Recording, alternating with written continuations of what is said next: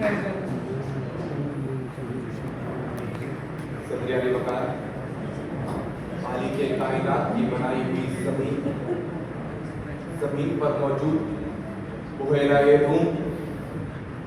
روم کی متلاطم موجوں میں گھرا یونان کے دارالخلافہ ایتھنز کی گلیوں میں ایک منادی کا یہ اعلان اہل دل کے اوسان خطا کر دیتا ہے کہ عدالت نے سقراط کو موت کی سزا سنا دی ہے، کیونکہ وہ نسل نو کو طرز کہن سے ہٹاتا ہے، آئین نو کا سبق پڑھاتا ہے، اسلاف پرستی، قدامت پرستی اور سوفسطائیت کی اصنام پرستی سے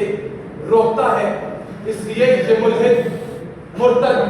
باغی اور واجب القتل ہے۔ اور پھر علی وقار اس عظیم دانشور سقراط کو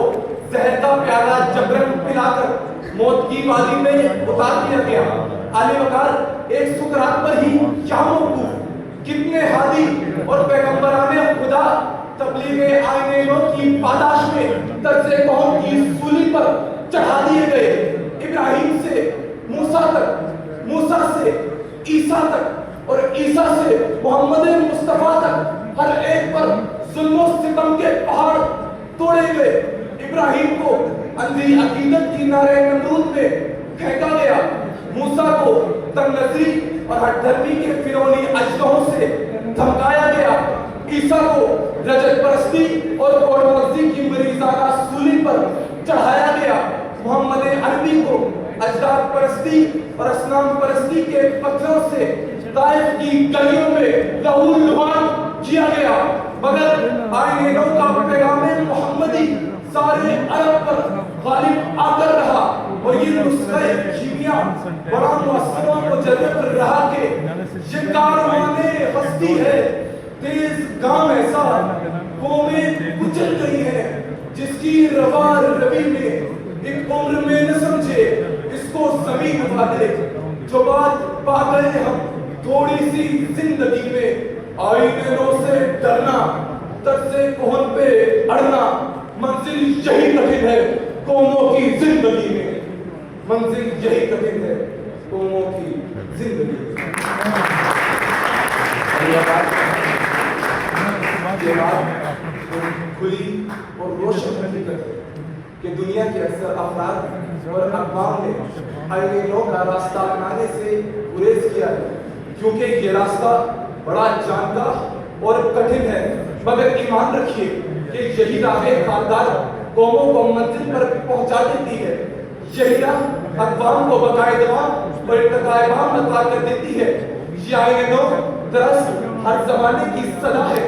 یہ الہام ہے، یہ تجدیدی مساق ہے، یقین سلیم کا وہ فانوس ہے جو قدامت پرستی کے ظلمت قدم کو افکار تازہ کے نور سے روشن کر دیتا ہے۔